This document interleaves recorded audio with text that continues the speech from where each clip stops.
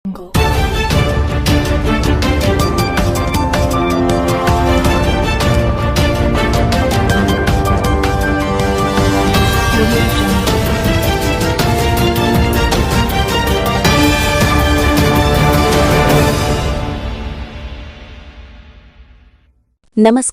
ಹೊನ್ನಕಿರಣ news ಚಾನೆಲ್ಗೆ ಸ್ವಾಗತ. ವಿಜಯಪುರ ಜಿಲ್ಲೆಯ ಇಂಡಿ ಉಪವಿಭಾಗದ ವ್ಯಾಪ್ತಿಯಲ್ಲಿ ಕಳ್ಳತನ ನಡೆದ ಘಟನೆ ನಡೆದ ಬಗ್ಗೆ ಹಾಗೂ ಸುಲಿಗೆ ಪ್ರಕರಣಗಳಲ್ಲಿ ಆರೋಪಿತರನ್ನು ಕಳವು ಮಾಡಿದ ವಸ್ತುಗಳನ್ನು ಪತ್ತೆ ಮಾಡಿದ ಕುರಿತು ಪೊಲೀಸ್ ಅಧೀಕ್ಷಕ ಲಕ್ಷ್ಮಣ್ ನಿಂಬರಗಿ ಗುರುವಾರ ಪತ್ರಿಕಾಗೋಷ್ಠಿಯಲ್ಲಿ ಮಾಹಿತಿ ನೀಡಿದರು.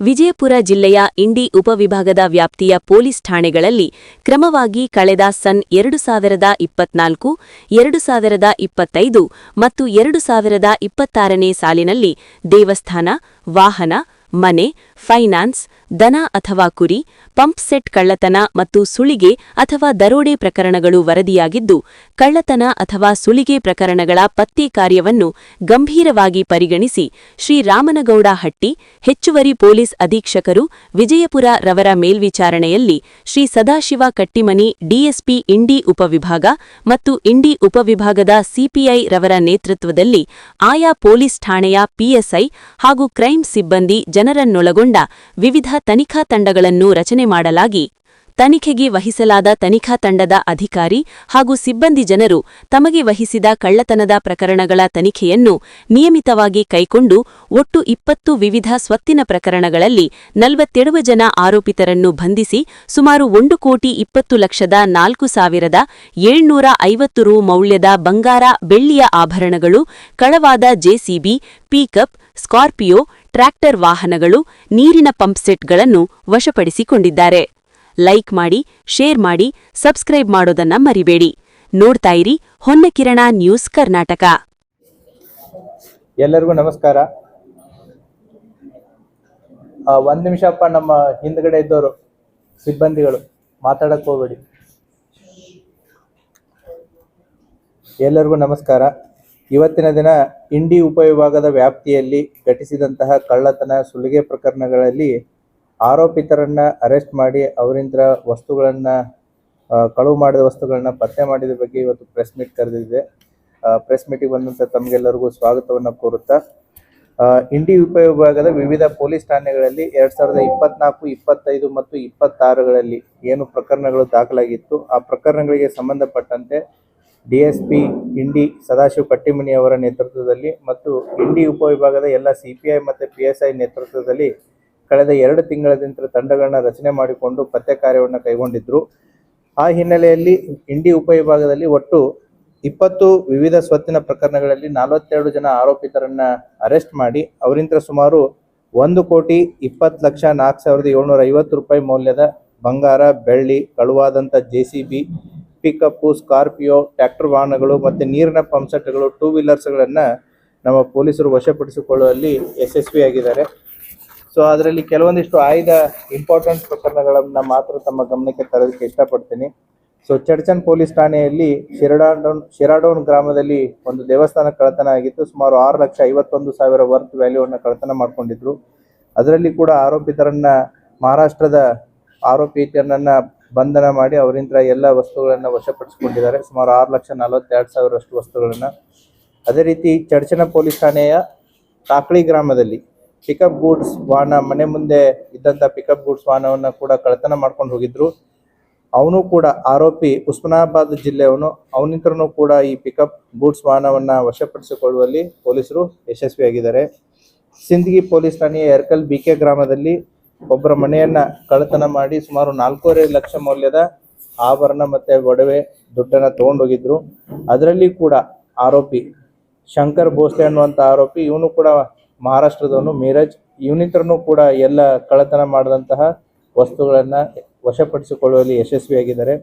ಮತ್ತೆ ಆಲ್ಮೇಲ್ ಮತ್ತೆ ಇಂಡಿ ಟೌನ್ ಪೊಲೀಸ್ ಠಾಣೆಯಲ್ಲಿ ಆದಂತಹ ಚೈನ್ ಸ್ನ್ಯಾಚಿಂಗಿಗೆ ಸಂಬಂಧಪಟ್ಟಂತೆ ಅಲ್ಲಿ ಕೂಡ ಒಟ್ಟು ಅವಾಗ ನಮಗೆ ಸಿಕ್ಕಿದ್ದು 3 ಜನ, ಈಗ ಒಟ್ಟು 5 ಜನ ಆರೋಪಿತರನ್ನ ಅದರಲ್ಲಿ ಬಂಧನ ಮಾಡಿಬಿಟ್ಟು ಅವರು ಬಳಸಿದಂತಹ 2 ವೀಲರ್ಸ್ ಆಗಿರ್ಬೋದು ಮತ್ತೆ ಬಂಗಾರದ ಚೈನ್ಗಳಾಗಿರ್ಬೋದು ಸಂಪೂರ್ಣವಾಗಿ ವಶಪಡಿಸಿಕೊಂಡು ಅವರನ್ನು ಕೂಡ ಅರೆಸ್ಟ್ ಮಾಡಲಾಗಿದೆ. ಅದರ ಜೊತೆಗೆ ಆಲ್ಮೇಲ್ ಪೊಲೀಸ್ ಠಾಣೆಯ ದಾನೇಶ್ವರಿ ಫೈನಾನ್ಸ್ ಅಂತ ಏನಿದೆ ಅಲ್ಲಿ ಕೆಲಸ ಮಾಡಿದಂತಹ ಪ್ಯೂನು ಮತ್ತು ಮ್ಯಾನೇಜರ್ ಸೇರಿಬಿಟ್ಟೇ ಸುಮಾರು 27 ಲಕ್ಷ ರೂಪಾಯಿಯನ್ನು ಕಳ್ತನ ಮಾಡಿರ್ತಾರೆ.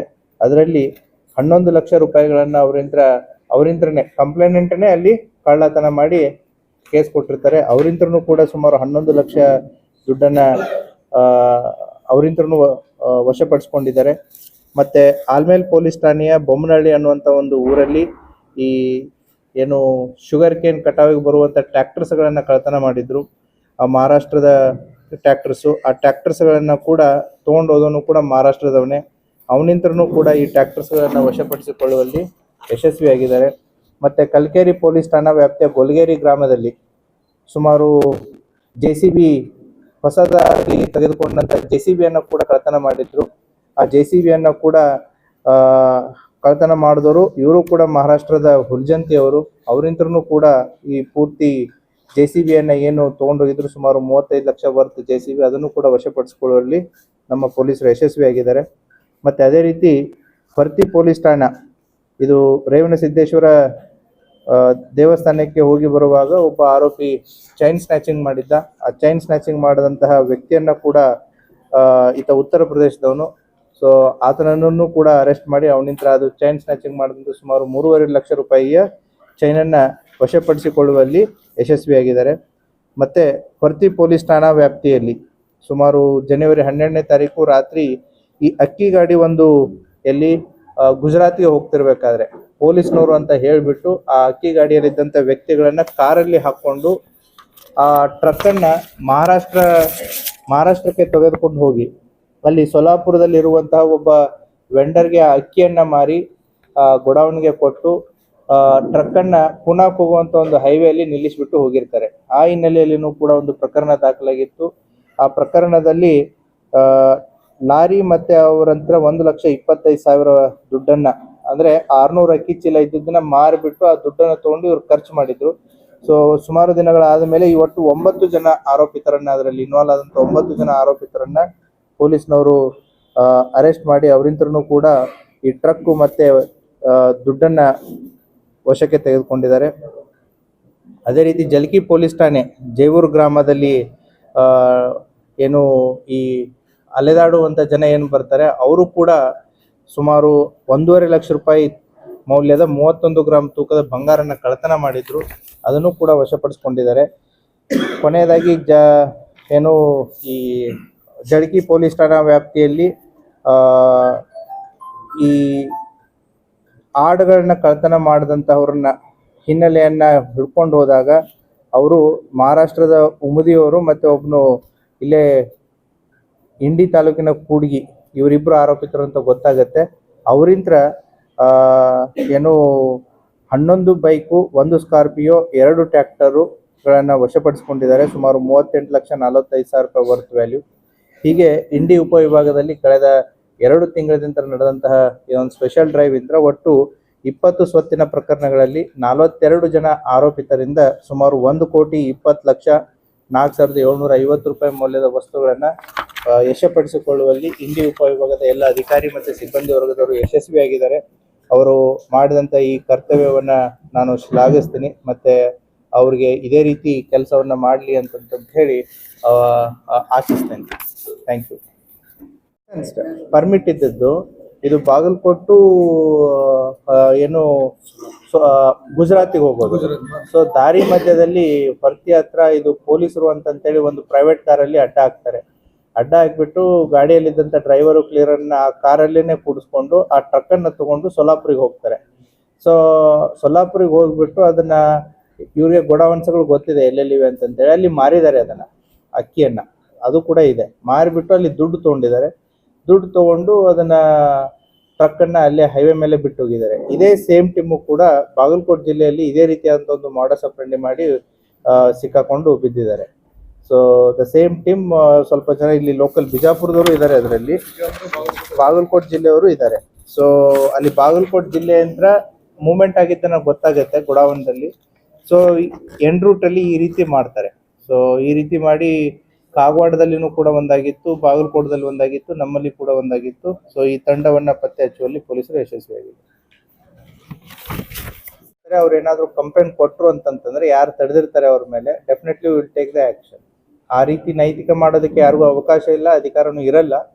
ಮಾಡದಂಥದ್ದು ಏನಾದರೂ ಅವ್ರು ಬಂದು ಕಂಪ್ಲೇಂಟ್ ಕೊಟ್ಟರೆ 100% ಕ್ರಮ ತಗೊಳ್ಳೋದು. ಅದು ಪೊಲೀಸರಿಗೆ ತಂದು ಮಾಹಿತಿ ಕೊಟ್ಟಿದ್ದಾರೆ, ದೆನ್ ಕೇಸ್ ರಿಜಿಸ್ಟರ್ ಮಾಡಿದ್ದಾರೆ. ಸೊ ಯಾರಿಗೆ ಸಾರ್ವಜನಿಕರಿಗೆ ಅದ್ರ ಬಗ್ಗೆ ಮಾಹಿತಿ ಇತ್ತಂದ್ರೆ ಪೊಲೀಸರಿಗೆ ಇಂಟಿಮೇಟ್ ಮಾಡಲಿ. ಸೊ ಅವರಾಗೆ ಕೂಡ ಯಾರು ಏನು ಮಾಡೋದು ಬೇಡ.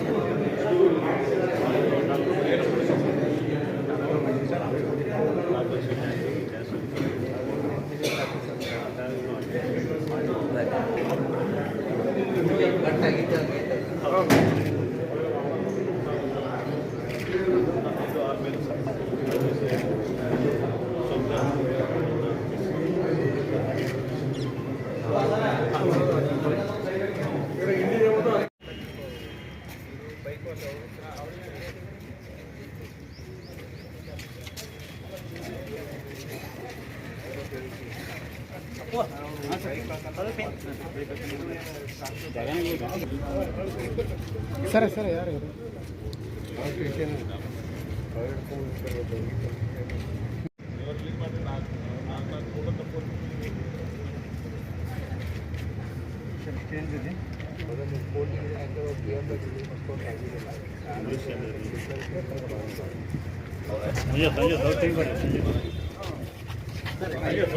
ಮೊಬೈಲ್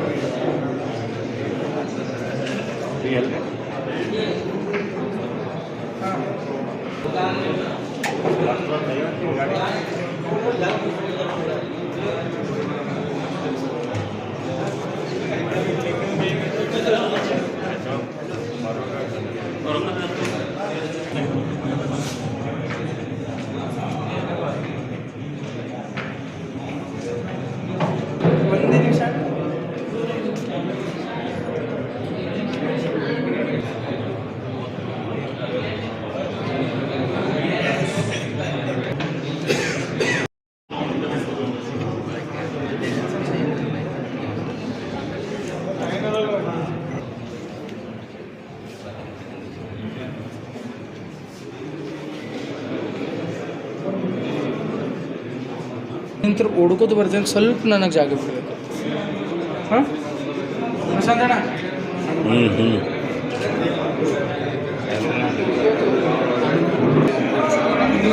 ಪ್ರಸಾದ್ ಸರ್ ಒಂದೇ ಅಣ್ಣ ನೀವು ಮುಂದೆ ಸರ್ ಒಂದು ಸ್ವಲ್ಪ ಸರ್ ಸ್ವಲ್ಪ ಅಲ್ಲ ನಿಂತ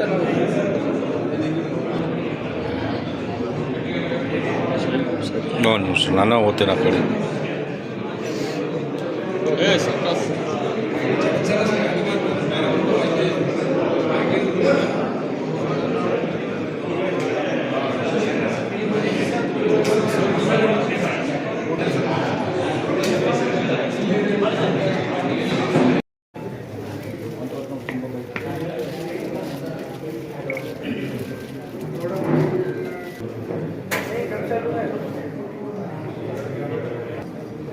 goes